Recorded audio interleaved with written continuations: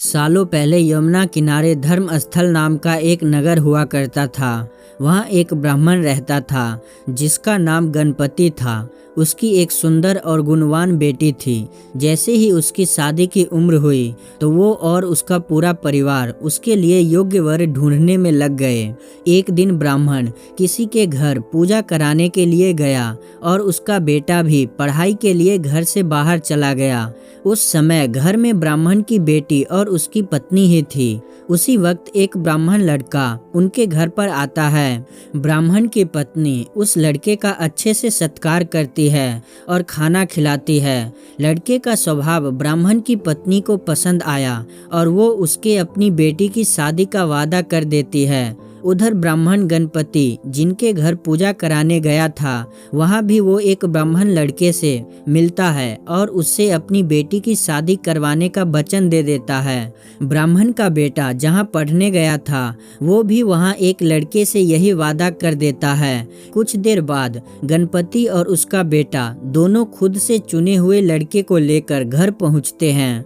दोनों घर में एक और ब्राह्मण लड़के को देखकर चौंक जाते हैं। अब सभी इस दुविधा में पड़ जाते हैं कि लड़की एक है और शादी का वादा तीनों ने अलग अलग लड़कों से कर दिया है। अब क्या होगा? लड़की का विवाह किससे करवाएंगे? इसी दुविधा के बीच पड़ोसी उनके घर खबर लेकर आता है कि उनकी बेटी को मोहल्ले में ही सांप ने काट लिया है। भागा भागा पूरा परिवार और तीनों ब्राह्मण लड़के लड़की के पास पहुंचते हैं, लेकिन तब तक लड़की की मौत हो जाती है। यह देखकर तीनों लड़के दुखी हो जाते हैं। कुछ देर बाद लड़की का परिवार और तीनों ब्राह्मण मिलकर उसका अंतिम संस्कार करते हैं। लड़की के क्रियाक्रम के बाद एक ब्राह्मण लड़का उसकी हड्डियां अपने साथ लेकर जंगल चला जाता है। दूसरा उसकी राख को इकट्ठा करके पोटली में बांधकर उसी शमशान घाट में झोपड़ी बनाकर रहने लगता है। तीसरा शमशान घाट से निकलकर लड़की के गम में देश देश योगी बनकर घूमने लगता है।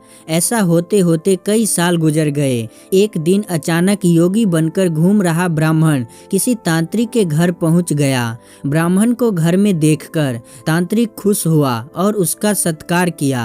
तांत्रिक ने योगी से कुछ दिन अपने घर में ही रुकने के लिए कहा। तांत्रिक की जिद देखकर योगी उसके घर में रुक गया। एक दिन तांत्रिक अपनी विद्या में बहुत लीन था और उसकी पत्नी सबके लिए खाना बना रहे थे। उसी वक्त उनका बेटा रोने लगा और अपनी माँ को परेशान करने लगा।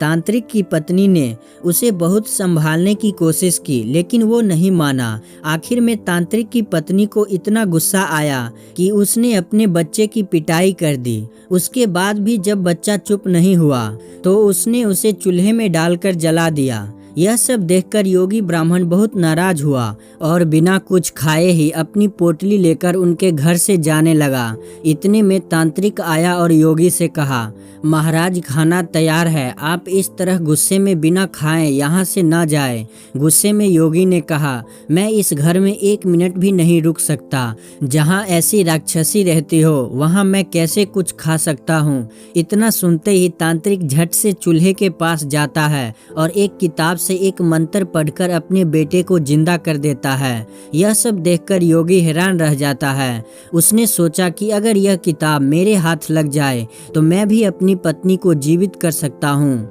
योगी यह सब सोच ही रहा होता है कि उधर तांत्रिक बेटे को जीवित करने के बाद फिर से योगी से खाना खाने का आग्रह करता है। योगी खाना खाता है और वहीं रुक जाता है।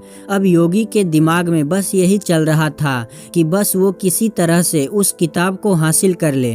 सोचते सोचते रात हो जाती है। सब खाना खाकर सो जाते हैं। आधी रात को योगी उस मंत्र वाली किताब को लेकर तांत्रिक के घर से सीधे उस शमशान घाट पहुंचता है जहां ब्राह्मण की लड़की का अंतिम संस्कार किया गया था। वो सबसे पहले झोपड़ी बनाकर उसी जगह रह रहे ब्राह्मण को बुलाता है और उसे सारी कहानी सुनाता है। इसके बाद दोनों मिलकर फकीर बने ब्राह्मण को ढूंढते हैं। फकीर ब्राह्मण के मिलते ही योगी ब्राह्मण दोनों से कहता है कि लड़की की हड्डी और राख लेकर आओ, मैं उसे जिंदा करूंगा। दोनों ऐसा ही करते हैं।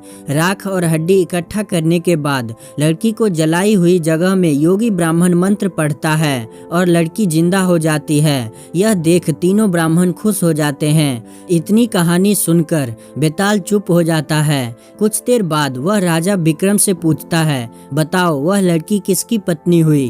विक्रम आदित्य बेताल के दोबारा उड़ने के डर से जवाब नहीं देते। गुस्से में बेताल कहता है, देखो अगर तुम जवाब पता होते हुए भी नहीं दोगे तो मैं तुम्हारी गर्दन तोड़ दूंगा, जल्दी से जवाब दो। इतना सुनते ही राजा बोलते हैं, जो ब्राह्मण शमशान में कुटिया बनाकर रह रहा था वो उसकी पत्नी हुई। बेताल पूछता है, कैसे? तब विक्रम आदित्य जवाब देते हैं, जो हड्डी चुनकर फकीर बन गया वो उसका बेटा हुआ, जिसने तांत्रिक विद्या से उसे जीवित किया वो उसके पिता समान हुआ, और जो उसकी राख के साथ जीवित जी रहा था वो ही उसका पति हुआ। जवाब सुनते ही बेताल ने कहा, राजन तुमने बिल्कुल सही उत्तर दिया।